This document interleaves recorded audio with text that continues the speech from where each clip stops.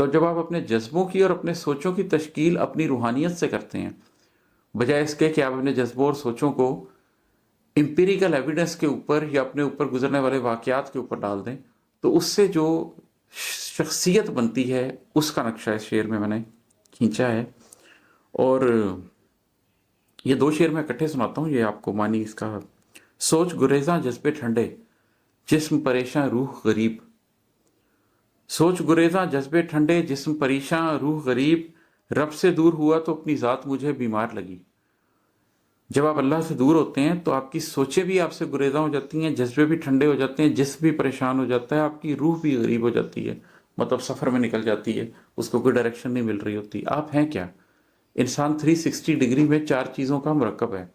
آپ ایک جسم ہیں، آپ ایک جذبہ ہیں، آپ ایک سوچ ہیں، اور آپ ایک روح ہیں۔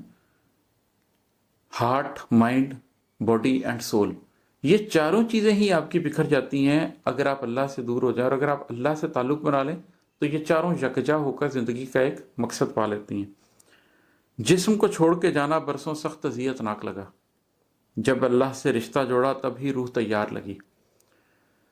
قرآن اس بارے میں ذکر کرتا ہے کہ جب ان لوگوں کی موت آتی ہے جو نافرمان ہے تو فرشتے ان کی پیٹھوں پر مارتے ہوئے ان کی روح سے کہتے ہیں کہ باہر نکلو۔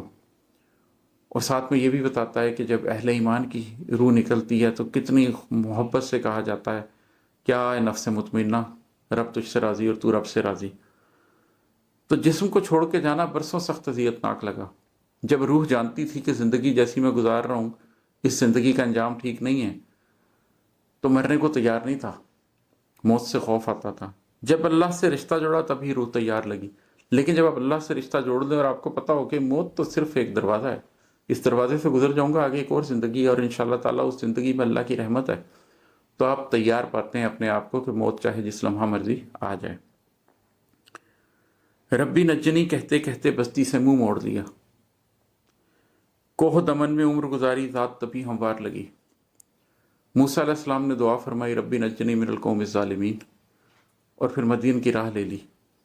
اسی طریقے سے کبھی آپ کو بھی یہ کرنا پڑتا ہے کہ آپ بھی ربی نجنی کہتے ہوئے کہ یا میرے رب مجھے نجات دے، بستی سے نکل جاتے ہیں۔ اس کے بعد آپ اپنی ذات کے صحرا میں پھرتے ہیں، آپ ایک طرح کا بنپاس لے لیتے ہیں، کوہ دمن میں عمر گزاری ذات تبھی ہموار لگی۔